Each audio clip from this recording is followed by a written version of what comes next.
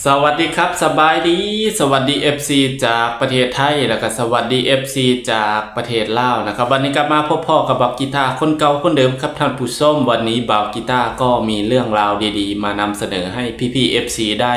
รับชมกันนะครับท่านผู้ชมเรื่องเล่าก็คือสาวเล่านะครับออกมาตอบคนไทยนะเป็นบางคนเนาะเป็นบางกลุ่มที่บอกว่าในกรณีที่สาวเล่านะครับพาแม่ไปรักษาที่โรงพยาบาลประเทศไทยที่ขอนแก่นเนาะท่านผู้ชมแล้วก็มีคนไทยเนาะเพิ่นถามสาวเล่าว่าเป็นหยังคือพาแม่หรือว่าพาครอบครัวมารักษาในประเทศไทยอยู่ประเทศลาวบ่มีโรงพยาบาลบ่เพิ่นว่านะท่านผู้ชมอยู่ประเทศลาวไม่มีโรงพยาบาลหรือแล้วทีนี้สาวลาวก็ออกมาตอบคนไทยแบบนี้ครับท่านผู้ชมมาติดตามรับชมสาวลาวพูดถึงกรณีที่พาแม่นะครับมารักษาที่โรงพยาบาลของไทยเพราะสาเหตุอะไรแล้วก็เขาก็ออกมาตอบคนไทยแบบนี้เลยนะท่านผู้ชมมาติดตามรับชมคลิปของสาวลาวตอบคนไทยเลยครับเป็นอย่างคนเราจึงไปรักษาฮอดโรงพยาบาลขอนแก่นมีหลายคนไทยนำมาเว้าให้เนาะพอเห็นคลิปที่เฮาไป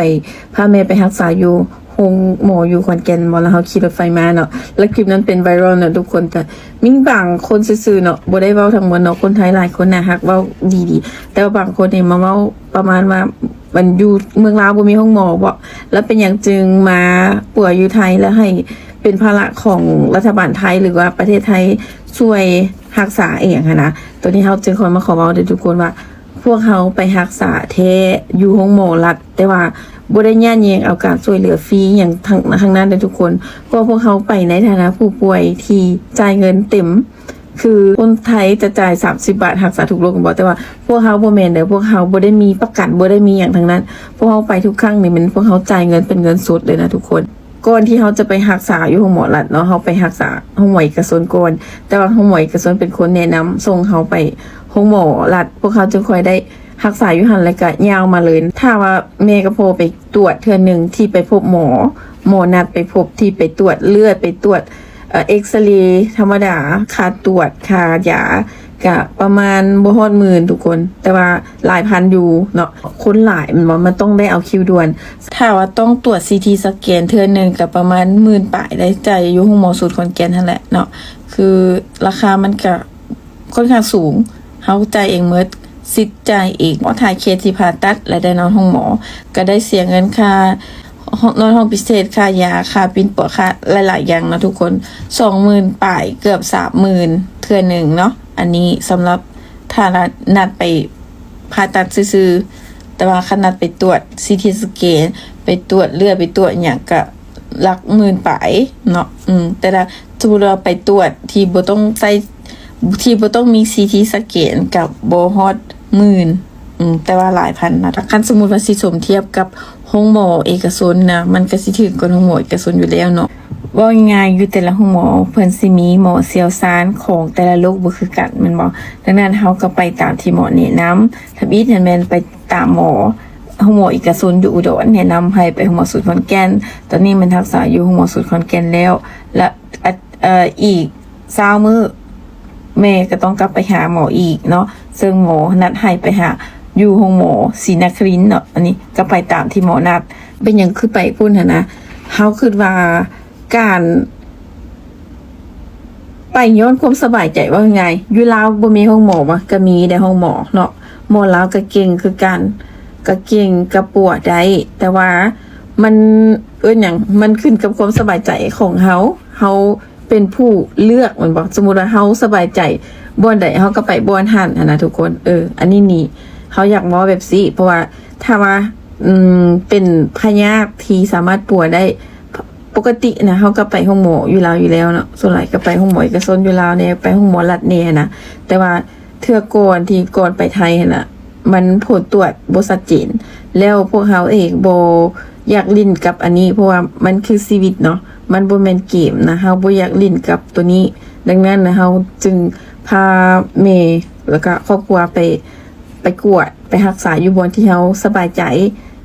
อันนี้อยากบอกให้ฟังเนาะทุกคนโรงหมอศูนย์ขอนแก่นแท้เป็นโรงหมอรัฐแต่ว่าเฮาได้จ่ายเงินค่าธรรมเนียมทุกอย่างเต็มจำนวนของลูกค้าคนหนึ่งที่เป็นคนต่างประเทศเนาะบ่ได้มีสิทธิ์เอียงทั้งนั้นจึงมาอันลุ่มน้ำนี่แหละเนาะเพราะบางคนมันมีอีหลีได้บางคนนั่นมักจะมาว่าพวกเฮาไปแล้วเฮ็ดให้ประหยัดแยงความช่วยเหลือ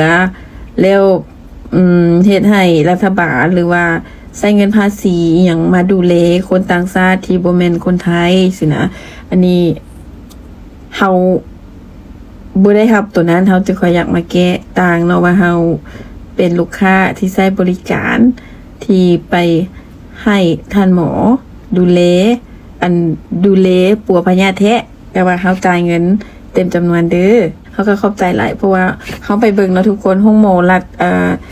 มันก็สิได้ท่าดนหน่อยนึงเพราะว่ามีคนหลายแต่ว่าราคาคันว่าสิสมเทียบราคาห้องหมอเอกชนแท้น่ะมันถูกกว่าหลายเฮาพาเมพาพ่อไปตรวจไปรักษาอยู่ห้องหมอขอนแก่นน่ะก็หลายปีแล้วเนาะเฮาก็ขอบใจแพทย์หมออยู่ห้องหมอที่ช่วยดูแลรักษาพ่อแม่เฮาเนาะซึ่งแพทย์หมอก็เป็นคนที่เอาใจใส่เว้ามวนนะทุกคนถึงว่าคนหันน่ะหลายแต่ว่าเพิ่นหันเว้ามวนเฮาคิดว่าเฮาไปเจอนะคนเว้ามวนเว้าดีหมอเนี่ยเว้าแบบเป็นตาหน้าอยากฟังหั่นน่ะแบบอ่อนซ้อยบ่ได้เห็นเฮาป่วยอยู่แล้วอะนะคันสมมุติบางเทื่อเนาะคนป่วยอยู่แล้วค่ะได้ฟังเสียงอีหยังที่ว่าไห้หรือว่าเว้าบ่ดีนะมันแฮงเฮ็ดให้เศร้าหั่นบ่แต่ว่าพวกเฮาไปห้องหมอขอนแก่นนะเฮาเจอแต่คนเว้าดีๆเว้ามวนๆโดยเฉพาะท่านหมอนะหมอนี่เว้าดีแบบให้คนเจ็บกะให้แบบน่ารักค่ะนะแบบเพราะว่าบางคนเจ็บที่เป็นผู้เฒ่านะบ่ค่อยฟังเนาะบ่ให้กินเหล้าบ่ให้กินอาหารพิษสินะก็กินมาแล้วไปหาหมอสิหมอก็ต้องให้แม่นบ่ว่าหมอพูดไม่ฟังเลยนะนี่ลำบากลูกหลานพามาแบบนี้นะแบบพอฟังแล้วก็รู้สึกดีนะหมอ ขอบใจเด้อท่านหมอท่านแพทย์พยาบาลทุกคนที่ช่วยดูแลพวกเรามาตลอดไม่มีโรงพยาบาลรักษาคนลาวเหรอทำไมต้องพากันหลั่งไหลเข้ามารักษาอยู่ในประเทศไทยโรงพยาบาลไทยนะครับสาวลาวก็ตอบไปแบบนั้นนะท่านผู้ชมนะแต่ในเฉพาะมุมมองของบ่าวกีตาร์นะบ่าวกีตาร์ว่าโรงพยาบาลที่ประเทศลาวมีแต่ว่าระดับการปิ่นปัวหรือว่าการรักษานะครับระหว่างพยาบาลไทยแพทย์หมอไทยนะครับจะเก่งกว่าหมอลาวนะครับท่านผู้ชมคนลาวถึงเข้ามารักษาอยู่ในประเทศไทยเพราะว่าคุณภาพยานะสินค้าของไทยตัวยาหรือว่าความเก่งของแพทย์หมอต่างกันจากประเทศลาวคนลาวถึงไว้เนื้อเชื่อใจนะครับมารักษาอยู่ในประเทศไทยโรงพยาบาลไทยส่วนตัวบ่าวกีตาร์นะเหมือนกับพ่อของบ่าวกีตาร์เองก็ต้องข้ามมาปิ่นปัวที่นครพนมนะท่านผู้ชมจังหวัดนครพนมมารับยามาเอ็กซเรย์ตลอดที่โรงพยาบาลของประเทศไทยนะเพราะว่าอะไรไปตรวจที่ลาวผลตรวจอย่างหนึ่ง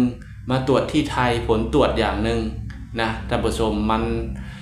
กินยาที่ลาวมันก็ไม่หายนะท่านผู้ชมไปกี่รอบก็ไม่หายมารักษาที่ประเทศไทยหมอตรงนะครับมาแล้วทีนี้ได้ยาไปกินก็อาการก็ดีขึ้นนี่แหละครับมันเลยทำให้คนลาวเนี่ยมารักษาที่ประเทศไทยนะครับเพราะว่ามีแพทย์หมอที่เก่งนะครับ